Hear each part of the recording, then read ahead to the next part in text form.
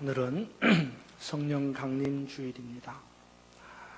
오순절 마가의 다락방에서 일어난 이 놀라운 일은 오늘을 사는 우리 모든 그리스도인들에게도 소망과 관심이 되는 사건입니다. 오늘 이 시간 이 예배를 통해서 그리고 주님께서 베풀어 주시는 성찬을 통하여서 우리 모두도 성령 충만을 받는 은혜가 있기를 주님의 이름으로 축원합니다. 오늘 본문의 내용은 부활하신 예수님께서 제자들에게 나타나셔서 성령을 받으라고 말씀하시는 내용입니다. 예수님의 공생의 사역을 크게 두 부분으로 나눌 수 있습니다. 예수님의 공생의 사역을 두 부분으로 나눌 수 있는데, 그것은 예수님께서 십자가에 못 박혀 죽으시고 사흘 만에 부활하신 사건을 기점으로, 그러니까 예수님이 부활하신 그 부활 사건을 기점으로 부활 이전의 예수님의 사역과 부활 이후의 예수님의 사역, 이렇게 두 부분으로 나누어서 정리할 수 있습니다. 예수님께서 부활하신 이전에, 예수님이 죽으시기 이전에 하신 사역은 어떤 사역이냐면, 믿음 없는 사람들을 만나서, 당연히 믿음 없는 사람들이겠죠. 그렇잖아요. 믿음 없는 사람들을 만나서 질병을 고쳐주시고 귀신을 내어쫓으시고 심지어는 죽은 자들까지도 살려주시면서 천국 복음을 가르쳐주시고 증거하신 사역입니다. 하지만 예수님께서 십자가에 죽으시고 사흘 만에 부활하시고 난 이후의 사역은, 여러분 성경 한번 잘 보세요. 그러면 그때 예수님이 부활하신 이후에는 믿지 않는 사람들을 만난 일이 없어요. 다 믿는 사람들을 만났습니다. 믿지 않는, 예수님이 부활하시고 난 다음에 믿지 않는 사람들을 만나가지고 예수님이 죽으시기 이전처럼 병도 고쳐주시고 또 귀신도 쫓아내시고 이런 일을 한 적이 없어요. 부활하신 예수님은 믿음의 사람들에게 나타나셔서 두 가지의 명령을 하신 것이 부활 이후의 예수님의 두 번째 사역 형태라는 거예요. 그러니까 부활하신 예수님은 믿음의 사람들에게 나타나서 두 가지 명령을 주신 사역이었다라는 거예요. 그 두 가지 명령이 뭡니까? 하나는 성령을 받으라, 명령이잖아요. 그 다음에 또 하나는 복음을 전해라, 명령이에요. 이것으로 확실히 알 수 있는 것은, 우리가 예수님을 믿으면 믿는 그 순간부터 우리가 무엇을 해야 하느냐가 확실해진다는 거예요. 그렇지 않습니까? 예수님께서 죽으시고 부활하시기 전에는 믿지 않는 사람들을 만나가지고 질병도 고쳐주고 귀신도 쫓아내고 그리고 천국 복음을 전하시고 가르쳤는데, 이제는 죽고 난 다음에 부활하시고 난 다음에는 그런 일 안 하셨다는 거예요. 누구를 만났어요? 믿는 사람들을 만나서 그 믿는 사람들에게 두 가지 명령을 주셨는데, 하나는 성령을 받으라는 명령을 주셨고, 하나는 복음을 전해라는 명령을 주셨다는 거. 그러고 보면 오늘 저나 여러분이 믿는 사람일진데 우리가 앞으로 뭘 해야 되는가를 분명히 보여주고 있다는 거예요. 왜? 부활하신 주님이 믿는 사람에게 나타나서 성령 받으라고 말하고 복음 전하라고 말했기 때문에 오늘 믿는 우리들은 당연히 성령 받아야 하고 복음 전해야 한다라는 것입니다. 오늘 이 시간 성령 강림 주일에 믿음을 가진 여러분 모두에게 성령께서 임재하시는 은혜가 있기를 주님의 이름으로 축원합니다. 성령께서 임재하시고 성령 충만을 받은 사람들은 환난을 이기며 삽니다. 한번 따라서 합니다. 환난을 이기며 삽니다. 성령 받고 싶어요? 안 받고 싶어요? 물어보나만. 성령 받으면 환난을, 시험을 이기고 산다는 거예요. 요한복음 16장 33절에 보면 이런 말씀이 있습니다. 이것을 너희에게 이름은 너희로 내 안에서 평안을 누리게 하려 함이라. 세상에서 너희가 환난을 만나나 담대하라. 내가 세상을 이겼노라. 그렇습니다. 성령께서 임하시고 성령께서 동행하시는 사람은 환난을 당하나 평안을 누리는 거예요. 우리가 사는 세상은 환난이 많은 세상입니다. 시험이 많은 세상이에요. 특별히 믿음으로 살고자 하는 사람에게는 더 많은 환난과 시험이 닥쳐오는 것이 이 세상입니다. 이러한 환난과 시험을 능히 이기고 평안을 누릴 수 있는 방법은 바로 성령께서 임재하시고 성령께서 충만케 하시는 그 사람이에요. 성령의 임재하심, 성령의 충만하심을 입은 사람은 환난과 시험을 이기고 평안을 누립니다. 그냥 제가 원고에 없는 이야기들 짤막하게 또 이야기하겠다. 이러면 또 실수를 할까 싶은데 실수하지 않도록 제가 이야기할게요. 사실 지난 한 주간 동안 전 너무 힘들었어요. 여러분도 많이 힘들었을 겁니다. 그러니까 제 마음에 어떤 생각이 드냐면요, 이런 생각이 들어요. 갈 때까지 가보자.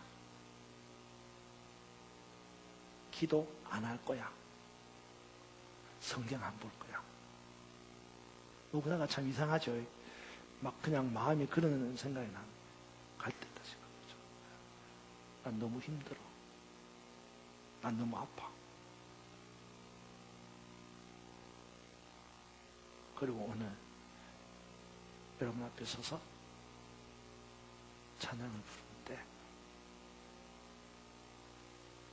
내 그 강박한 마음을 성령께서 녹여주시는 은혜가 있는 거예요. 눈물을 흘리자 그래서 흘린 사람이 어디 있겠어요? 그죠? 성령께서 주시는 은혜와 감동이 있으니까 눈물이 나는 거죠. 성령의 임재하심이 있는 사람은요, 환난이나 시험을 넘어서게 되고 마음의 평안을 누리게 된다는 거예요. 성령 충만하기를 축원합니다. 또 성령에 충만한 사람은 환난을 넘어서 시험을 이기고 평안을 누리는 그런 모습을 보게 된다고 말씀드렸습니다.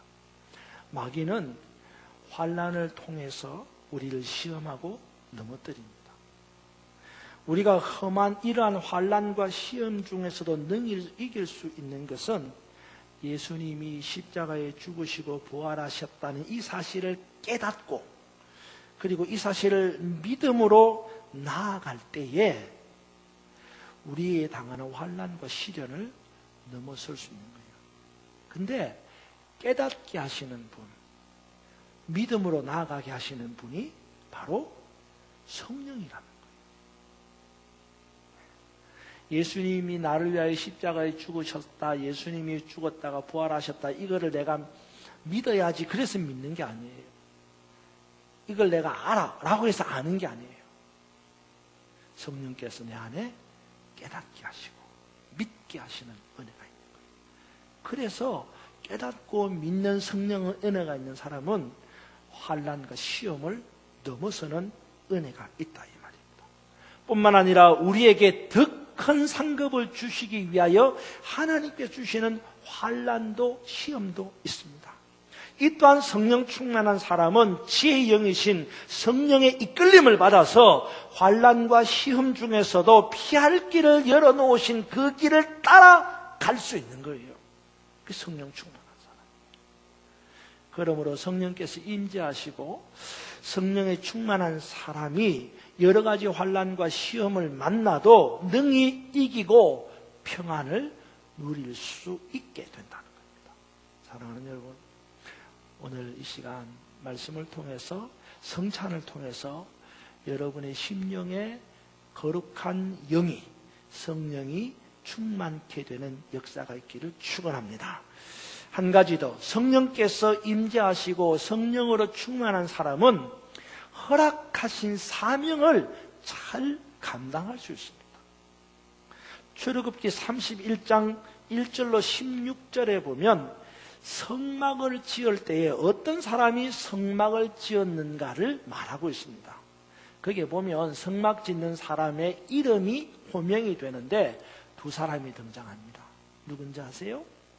부사렐과 오홀리압이라고 하는 두 사람이 등장합니다. 그런데 이 두 사람, 이스라엘의 수많은, 출애굽을 한 200만 명이 넘는 수많은 이스라엘 백성들 가운데 부사렐과 오홀리압이라고 하는 이 두 사람을 지명해서 성막을 짓는 일을 맡겼는데, why? 왜? 무슨 이유로? 이 사람이 뭘 어땠기에 이 사람이 무슨 이유로 성막 짓는 일을 맡았느냐 이거예요. 거기에 보면 그들이 하나님의 신에 충만했기 때문에 성막 짓는 일을 맡게 되었다고 말하고 있습니다. 한마디로 성령 충만했기 때문에, 성령 충만함을 입었기 때문에 성막을 짓는 일을 하게 되었다. 성막 짓는 봉사를 할 수 있었다, 그 말입니다. 그렇습니다. 하나님이 주신 사명을 잘 감당하기 위해서는 내가 먼저 하나님의 신으로, 성령으로 충만해야 합니다. 성령께서 임재하시고 성령으로 충만해야 합니다. 우리가 이것이 우리에게 가르쳐 주시는 교훈이에요. 우리가 성령으로 충만하고 성령과 동행해야 되는 이유라는 말입니다. 여러분, D.L. 무디 전도자 아시죠? 그분이 원래 직업이 뭔지 아세요? 무디의 원래 직업은요, 자그마한 구두방의 점원이었습니다. 근데 그가 성령의 충만함을 입으니 무려 100만 명이 넘는 사람들을 복음 앞에 무릎 꿇게 하는 전도자가 된 거예요. 성령 충만하기 때문에. 베드로를 보십시오.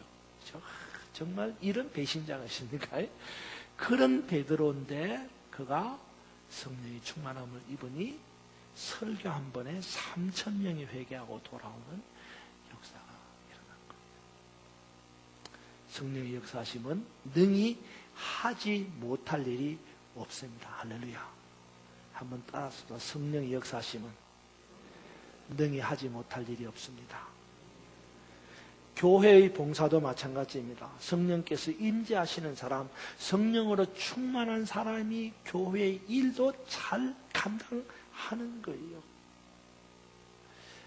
우리 일부 예배 때 교사들이 있죠. 교사들 제가 꼭 권면합니다. 여러분이 알고 있는 지식으로, 여러분이 갖고 있는 능력으로 교사를 잘 감당할 수 있을까요? 예, 할 수 있어요. 근데 그게 오래 못 가는 거예요. 할 수는 있는데 오래 못 가는 거예요. 성령으로 충만한 사람, 지혜와 지식으로 가르치는 사람, 성령의 지혜와 지식으로 가르치는 사람, 기도에 무릎을 꿇고 주님 앞에 엎드릴 줄 아는 성령의 사람이 어린 심령 한 심령을 구원하는 역사를 감당하는 거예요. 교사 여러분, 성령의 임재하심이 또 성령의 충만케 하심이 여러분 교사들에게 있기를 주님의 이름으로 축원합니다. 교회 일은 성령 충만함으로 해야 합니다. 그래야 감사가 있고 그래야 기쁨이 있는 겁니다.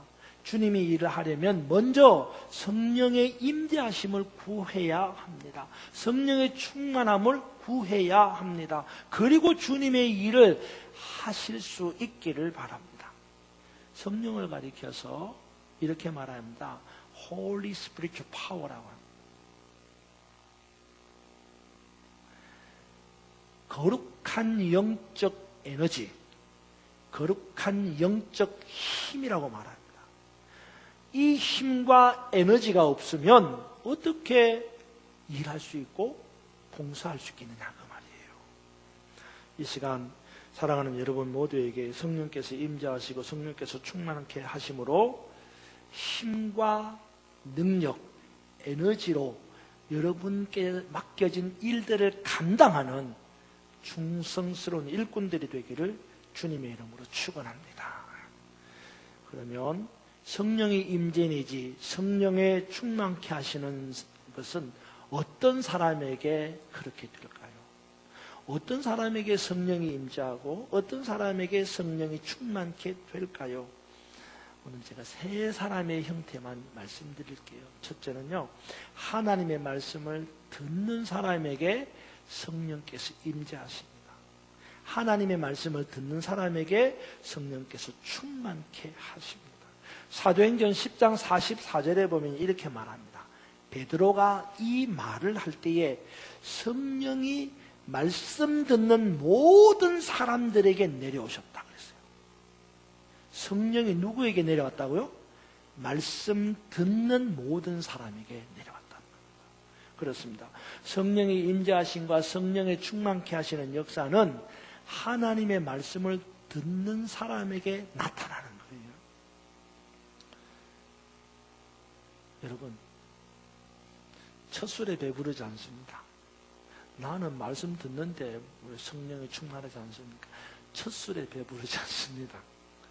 하나님의 말씀을 듣기를 게을리하지 않고 예배 때마다 참석하고 주시는 말씀에 집중하여 듣는다면 반드시 성령의 임재하심을 체험하는 날이 오게 될 줄로 믿습니다.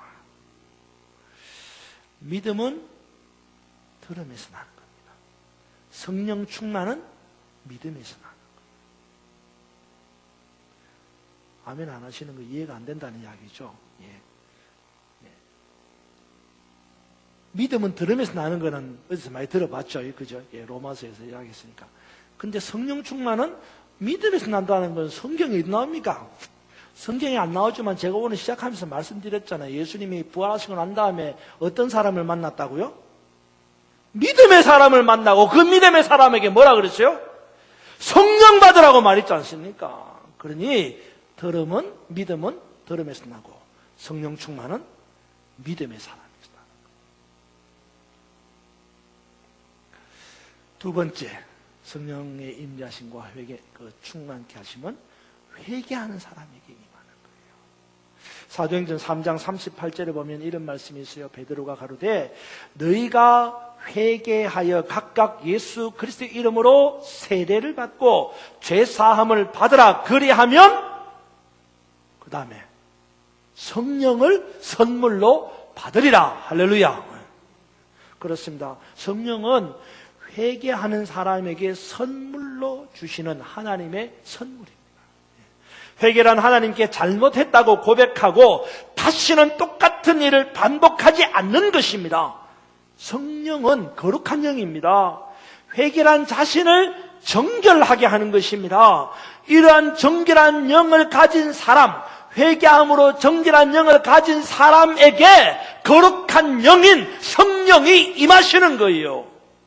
고린도서 6장 15절에 보면 이렇게 말씀합니다. 그리스도와 베리알이 어떻게 조화가 될 수 있겠느냐. 베리알이 뭔지 아시죠?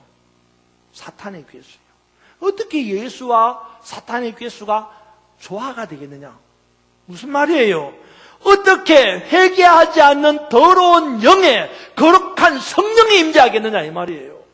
회개하는 그 사람 마음, 거룩한 마음, 정결한 영에 성령을 부어주시는 거예요. 할렐루야. 회개하는 사람에게 성령이 임재하시는 거예요. 세 번째, 성령은 어떤 사람에게 임재하느냐? 구하는 사람에게 임재합니다. 누가복음 11장 13절에 보면 너희가 악할지라도 좋은 것을 자식에게 줄 줄 알거든 하물며 하늘에 계신 너희 아버지께서 너희 구하는 자들에게 그 다음에 성령을 주시지 않겠느냐. 할렐루야. 그러니까 누구에게 주신다고요? 구하는 자들에게 성령을 주시는 거예요. 말씀을 듣고 회개함으로 믿음으로 구하는 자들에게 하나님께서 그 구하시는 기도를 들으시고 은혜로 성령을 부어주시는 겁니다. 성령은 우리가 사모하고 구할 때 우리 가운데 임재하시고 충만케 하시는 분입니다. 성령을 배척하는 자에게는 결코 성령께서 임재하실 수 없습니다. 오늘은 성령 강림주일입니다. 우리를 환난과 시험에서 이기게 하시고 우리의 맡은 바 일을 잘 감당케 하시는 성령의 임재하심과 충만케 하심이 여러분 모두에게 있기를 주님의 이름으로 축원합니다. 그러기 위해서는 하나님의 말씀을 사모하고 듣는 일에 집중해야 합니다. 그리고 자신을 돌아보며 죄악된 모습을 회개하는 삶을 살아야 됩니다. 뿐만 아니라 내 안에 거룩한 영, 성령께서 임재하시고 충만케 되기를 구해야 합니다. 사랑하는 여러분, 성령께서 임재하시는 성령의 사람이 되기를 축원합니다. 성령 충만한 여러분들이 되기를 주님의 이름으로 축원합니다. 그래서 어떤 환난을 만나고 어떤 시련을 만난다 할지라도 맡기신 사명 잘 감당함으로 그 환난과 시험을 넘어서서 마지막 날에 착하고 충성된 종이라고 칭찬받는 여러분 모두가 되기를 주님의 이름으로 축원합니다.